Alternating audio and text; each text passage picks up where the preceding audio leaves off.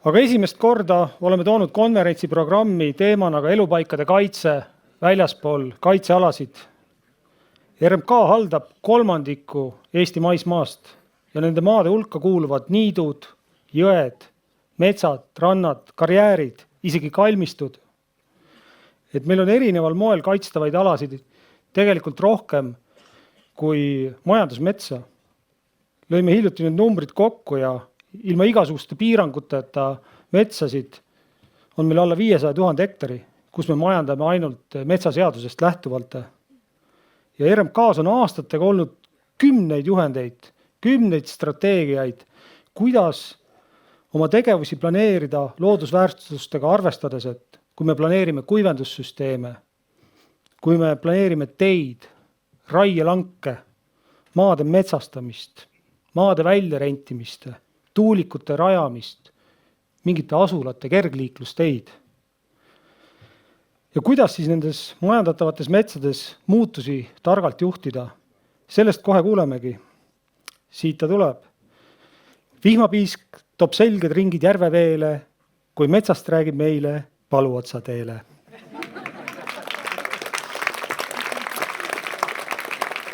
Palun lavale teele Paluotsa, RMK metsaökoloogide tiimi juhi ja doktorikraadiga metsaelupaikade asjatundja. Palun teele. Aitäh, Kaupo. Kui mul paluti rääkida metsast, siis esimene mõte oli, et millisest metsast, sest et erinevaid metsatüüpe ja nendega seotud lugusid on ju nii palju. Ja minu lugu algab selliselt. Väikse tüdrukuna oli mets minu jaoks enne kõike mängumaa. Minu kodumetsad asusid Lahemaa rahvuspargis, Mustoja külas mere ääres, siis Harjumaal Pangametsad Muraste külas ja Lõuna-Eestis Elva jõe ääres Mäelooga külas, kus metsad vaheldusid põllu- ja karjamaadega.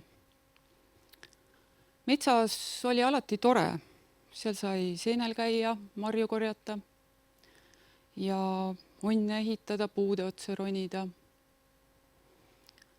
Ja mets oli selline tore paik, elav, avar, tõeline mängumaa, koht, kus puhata ja mängida. Ja ka siin pildil olen koos emaga puhkamas looduses. See pilt on tehtud aastal 1996. Ja samal aastal, olles 10-aastane, ühel hilissuvisel pärastlõunal läksin üks kord ema juurde ja ütlesin talle, et ma lähen seekord üksi metsa. Ma lähen korjan need seened ära. Ma tean, kus need asuvad. Ja ma läksingi. Ma kõndisin mööda Mustoja metsi, mis mulle olid tuttavad. Ma teadsin selle laugeid nõlvi ja erinevaid radasid ja neid pikki metsasihte, kus kukeseened kasvasid. Ja leidsingi juba esimesed männiriisikad. Ja eemal märkasin järgmisi seeni. Korjasin ka need ära. Ussitanud jätsin metsa ja paremat korjasin korvi. Ja liikusin aina edasi sügavamale metsa sisse. Ühel hetkel ma märkasin, et mets minu ümber oli muutunud. Ma ei olnud enam selles tuttavas kohas, kus varem, ja ma olin eksinud. Ma ei teadnud enam, kust ma tulnud olin. Ma ei läinud paanikasse. Ma võtsin suuna sinna, kus arvasin tee olevat ja liikusin seda mööda edasi. Kuid teed ei tulnud, mets oli ennast justkui pööranud ja kadusin sügavamale puude vahele. Ühel hetkel istusin ühe kännu peale maha, seenekorv süles ja jäin kuulama. Ma kuulsin midagi, mis oli kogu aeg olemas olnud. Sipelgad liikusid sambla sees. Tuul vihises puulatvades. Eemal oli kuulda rähni häälitsust. Ja ma tundsin, kuidas mu instinktid tööle hakkasid. Ma nägin, kuulsin teravamalt ja minu lõhnataju oli läinud paremaks. Ma olin osa sellest keskkonnast, ma olin osa sellest metsast. Ja järsku eemal ma märkasin ühte tuuleaite juurestikku. Ma nägin seal seda kohta, kus me olime varem monni ehitanud ja see oli mulle juba tuttav. Sealt juba leidsin kiiresti tee ja jalad viisid mu nagu iseenesest koju. Kodus oli minu metsa seenekäigust möödunud 4 tundi, aga ema lihtsalt küsis, et kas sa midagi ilusat ka nägid? Mina vastasin. Jah, ma nägin, et mets oli päriselt olemas. Seda päriselt olemas tunnet olen ma teinekordki tundnud. Kui lähen sügavale metsa, eemale teedest linnakärast, mõnele rabasaarele. Ja seal ma tunnengi, et olen osa sellest keskkonnast, sellest metsast. Ülikooli minnes sai mets minu jaoks teistsuguse mõõtme. Sellest sai minu töökoht.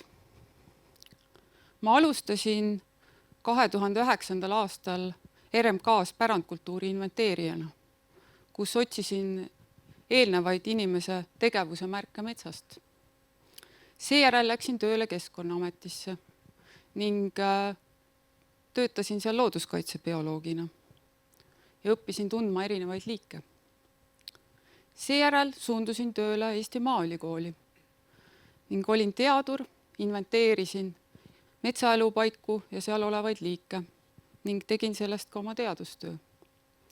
Viimased 5 aastat olen töötanud RMK-s. Kõigepealt metsakorraldajana ja nüüd viimastel aastatel siis metsaökoloogi ja metsaökoloogide juhina.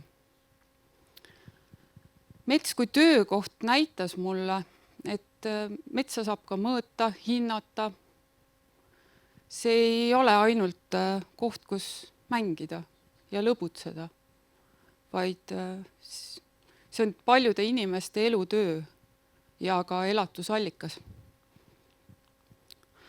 Kui teie mõtlete tänasel hetkel enda peale, siis kuidas teie määratleksite?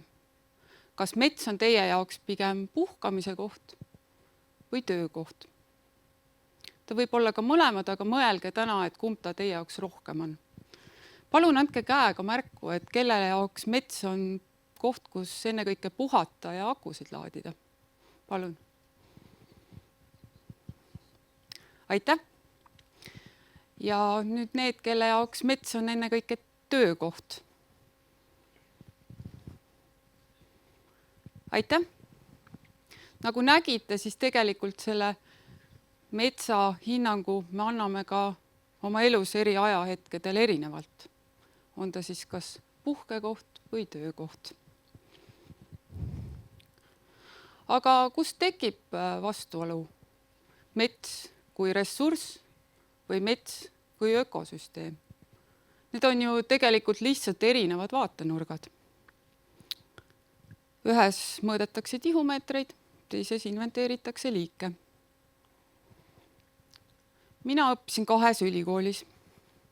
Eesti Maaülikoolis räägiti metsast kui ressursist.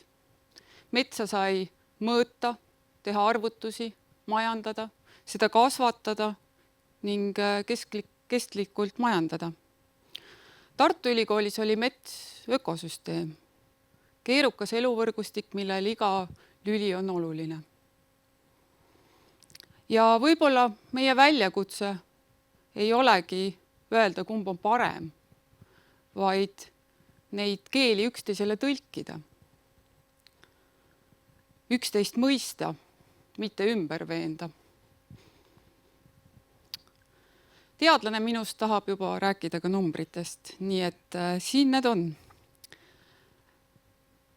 Nagu Kaupa eelnevalt ütles, siis Eestis on palju metsa ja seda haldab ka RMK. Eesti metsamaa pindala on üle 2,3 miljoni hektari ja sellest moodustab siis 51% meie pindalast.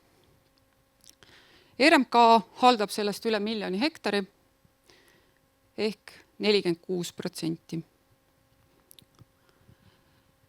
Viimasel kümnendil on metsaraiemahud jäänud 9–12 miljoni tihumeetri juurde aastas. RMK-s on viimasel kümnendil uuendusraiete mahud kasvanud ja harvendusraiete mahud langenud. Kuid lähtuvalt arvestuslangist hakkavad uuendusraiete mahud järgnevatel aastatel tasapisi langema.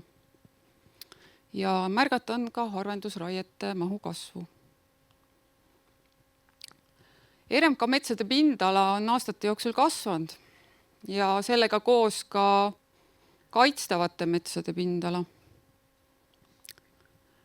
Erinevad hinnangud erineval ajahetkel näitavad erinevaid protsente, kuid ühte saab väita kindlalt. Nii palju metsa kui praegu pole kunagi RMK-s varem kaitse all olnud. Ja ka siit tegelikult on näha vastandumist.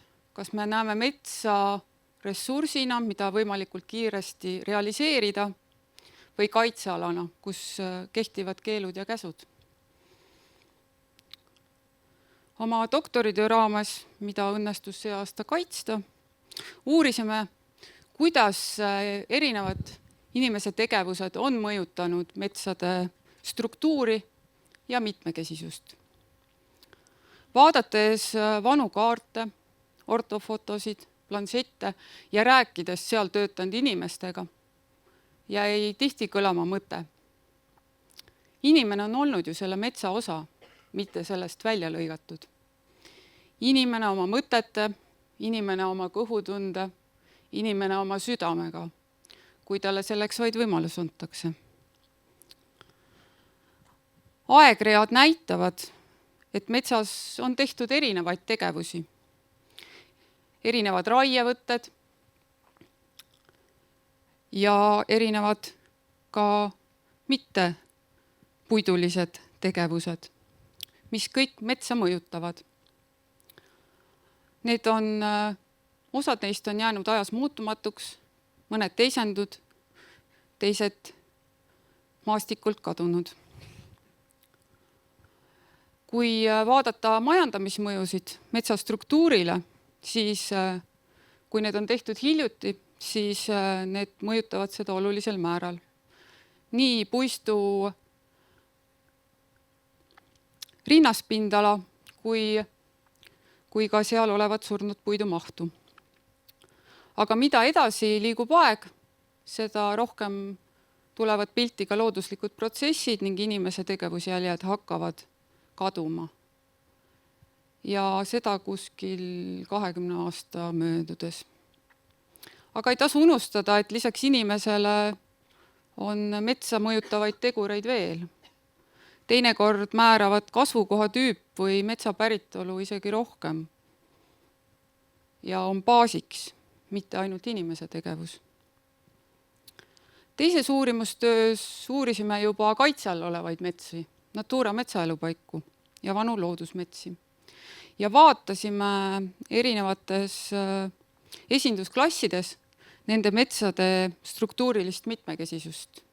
Ehk siis millised olid puude dimensioonid, puuliigid ja surnud ja elusate puude osakaal proovitükkidel.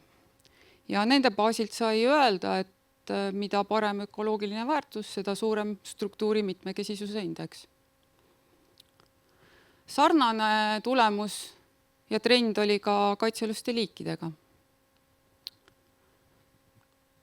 Ja see taaskord näitab, et ka metsade majandamise käigus on väga oluline säilitada erinevaid metsastruktuurielemente ja elupaiganišše, mis on vajalikud erinevate liikide säilimiseks.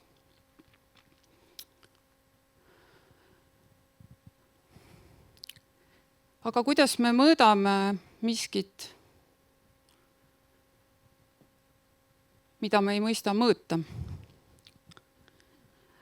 Ja tooksin teile ühe vastuolulise näite. et illustreerida, et me ka liialt numbritesse kinni ei jääks. 2021 aastal leiti Valgamaalt Eesti kõrgem haab. Selle kõrguseks oli 23,2 meetrit ja diameetriks 50,4 sentimeetrit. Kui need dimensioonid arvutusse paneme, siis saame teada, et selle puu maht on 4 tihumeetrit. Ja saame sellest toota 813 kilo tselluloosi. Ja sellest tselluloosist saab toota midagi praktilist. Ja mis saaks veel praktilisem olla kui tualettpaber? Mis te arvate, kui palju tualettpaberit saab Eesti kõige kõrgemast haavast? Tehke oma pakkumised.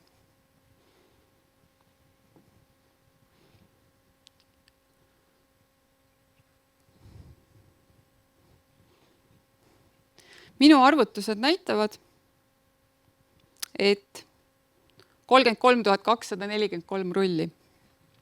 See on võrreldav 41 kuupmeetriga, mis võiks ära mahtuda siis 3 kaubikusse ja 25 euro alusele.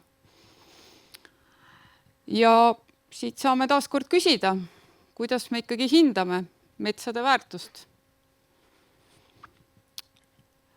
RMK-s alustasid eelmisel aastal tööd metsaökoloogid ja koos looduskaitse osakonnaga oleme viimastel aastatel näinud vaeva, et viia ka ökoloogilisi näitajaid raiete planeerimisse.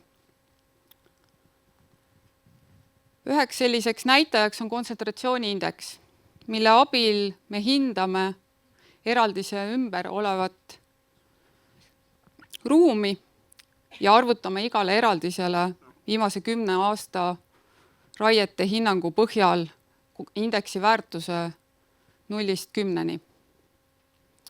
Ja see indeksi väärtus aitab suunata meid raiete hajutatuse suunas. Kui indeksi väärtus on madal, siis on sinna mõistlik raieid planeerida. Kui see läheb kõrgeks, lükkame need pigem edasi. Teine näitaja on vanuseruut. See tähendab seda, et oleme kasvukoha tüübis põhiselt arvutanud 5x5 kilomeetri ruudus üle 80 aastaste metsade osakaalu baasväärtused, et seal olevad liigid saaksid säilida. Nendest mõlemast indeksist räägib ka minu hea kolleeg Margus Pensa kohe peale minu ettekannet. Nii et saate seda kuulata. Ja kolmas viis, kuidas oleme toimetanud, on selline, et tegelikult me vaatame üle kõik planeeritavad raied. Ja nendes kohtades, kus on kattuvus keskkonnaregistri kaitsealuste liikide andmetega, siis metsaökoloog annab hinnangu kõigepealt kameraalselt, vajadusel käib väljas koha peal, täpsustab andmeid ja annab ka soovitused raiete teostamiseks. Siin ühe näitena säilikpuude grupp Jõgevamaalt, kus siis jäeti alles hiireviu pesapuu 25-meetrise puhvriga ja ka kaitsealused samblad. See on töö, mis toimub igapäevaselt ja mis toetub meie teadmistele, oskustele ja koostööle. Tihti tundub, et me oleme endale loonud nagu 2 metsa. Üks on see, mida me majandame, kus me mõõdame kõike, diameetreid, kõrguseid, tihumeetreid ja tulu. Ja teine mets lihtsalt on. Seisab, kasvab, laguneb, taastub. Ja võib-olla ongi tasakaalupunkt selles, et me neid üksteisega ei vastanda, vaid aktsepteerime, et need mõlemad metsad on meie maastikus. Sest mis muutub, on ju ainult see pilk, millega me metsa vaatame. See mets on ju tegelikult see sama. Lihtsalt meie pilk muutub. Kuidas edasi? näen siin 3 teed. Esiteks, me saame vastanduda ja võidelda. See on lihtne tee. Me leiame süüdlase, tõmbame piirid ja jääme oma positsioonidele. Kuid see tee ei lase meil kuulata ja meil on väga keeruline edasi minna. Teine tee on leppida ja loobuda. See on vaikne tee. Me saame öelda, et see ju ei puuduta meid ja me niikuinii ei saa midagi muuta. Aga tegelikult see tähendab seda, et mets jääb ilma meie lugudest ja see ei ole enam meie kõigi ühine metsalugu. Ja 3. viis, see on kõige raskem. Kuulamine. Sest kuulamine tahab aega. Kuulamine tahab võib-olla ka tunnistada, et meie lugu pole ainus. Ja kuulamine on midagi, mis võib-olla aitab meil leida ühisosa, et me saaksime koos edasi liikuda. Millisena tunnete teie end neid valikuid tehes? Ja millise tundega sooviksite edasi liikuda?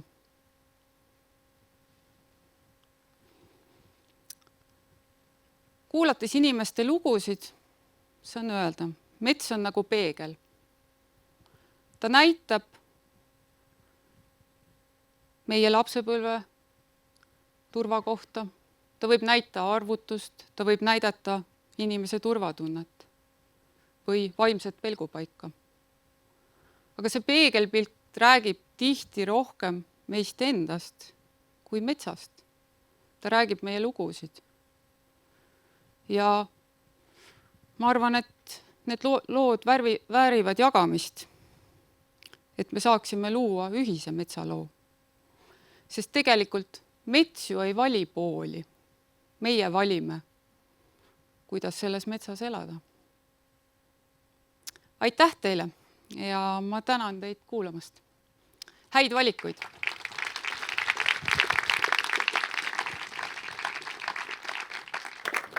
Aitäh teile, et sa oled nii ilusti ajas olnud, et ma vaatan, et ma saan kõik küsimused ära küsida võib-olla isegi. Ja ma hakkan pihta kõige populaarsemast küsimusest, millele võib-olla on ka kõige konkreetsem vastuse. Kuidas leiti Eesti kõrgeim haab? Tänu kaugseire meetodile ehk lidarile. Ja see tuli välja minu teada, et ühel eraldisel olid need punktipikslid hästi kõrged ja siis metsakorraldaja läks seda vaatama, mõõtma ja siis tuligi välja, et seal see Eesti kõrgeim haab meil leidub.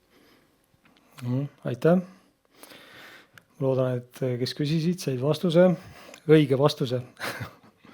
Ja nüüd on küsimus, et kas sinu arust on RMK õigel teel või on nüüd hoopis looduskaitse poole kaldu?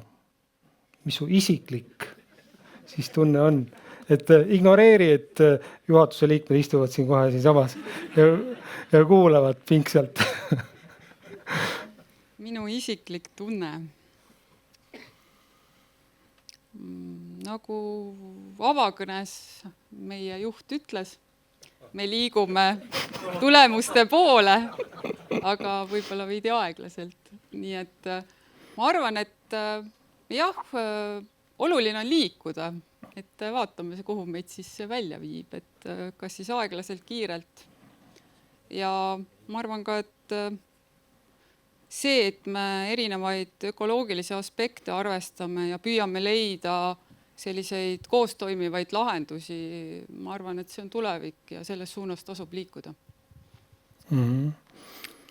Võib-olla ka natuke sarnases nagu suunda küsimused veel, et kuidas sina tunned, et kas tänasel päeval metsamajandusega seotud muutuste suunamisel on nende saavutamisel nagu peamiseks takistuseks teadmiste vähesus, isikute vahelised vastuolud või hoopis väärtuskonfliktid? Eks see on ju tegelikult kombinatsioon nendest kõigist. et alati andmeid võiks rohkem olla, me võiks rohkem teada, sest looduses on ju palju tegureid, mida meil ei olegi võimalik mõõta ja me ei tea ju kõike. Aga alati ka inimeste tunded on ju mängus, sest me oleme ikkagi tundelised olevused ja need võivad vahel tekitada kas suuremat edasiliikumist või paigalseisu, et sõltub, kuidas need tundepuhangud tekivad. Aitäh. Ja siis küsimus, et kuidas sina näed seda, et meil on paremates kasvukohtades reeglina elurikkus suurem ja samas on seal ka puiduressurss suurem. Et kuidas sinu silmis seda dilemmat võiks lahendada või kas see on täna adresseeritud?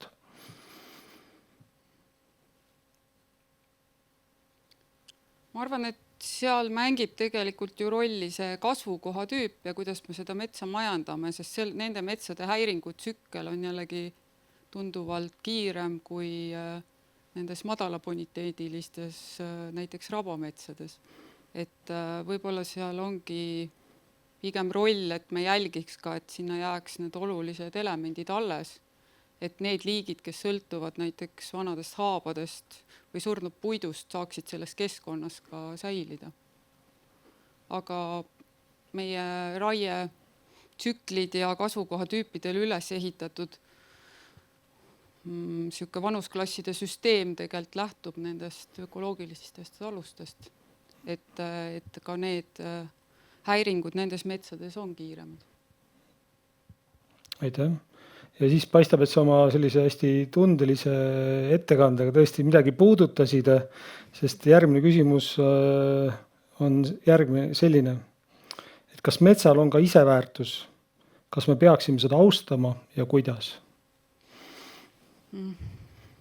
Jah, eks seda ma püüdsin võib-olla esile tuua, et kuidas me ikkagi hindame väärtust, mida me ei mõista mõõta. Et see on keeruline.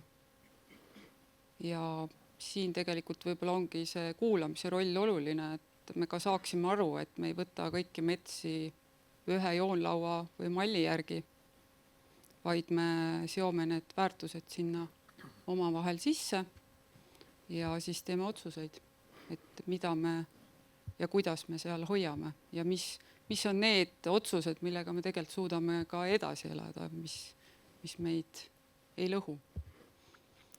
Siis veel üks konkreetne küsimus, et kas sa oskad vastata sellisele asjale, et kas raielankidele jäetud säilikpuude grupid jäävad püsima ja ei murdu järgnevate aastate jooksul suuremate tormidega? Sageli vist nii kahjuks juhtub, aga kas meil näiteks RMKs on andmeid selle kohta, sellise sageduse kohta? Kas sa oskad sellele vastata? Minu teada meil eraldi mõõtmisi ei ole tehtud, et kuidas meil säilikpuude grupid maastikule püsima on jäänud. Eks põhitõde on, et mida suurem grupp, seda paremini need puud seal seisavad. Aga vähemalt uuemad praktikad ikkagi soodustavad seda, et nendesse gruppidesse jäetakse ka teist rinnet alusmetsa ja need säilikpuude grupid on veidi suuremad ja jälgitakse ka tuulte liikumist, et nad oleksid maastikus püsivamad. Ja sellele pööratakse aina rohkem tähelepanu. Suur tänu, daamid ja härrad, teile Paluots!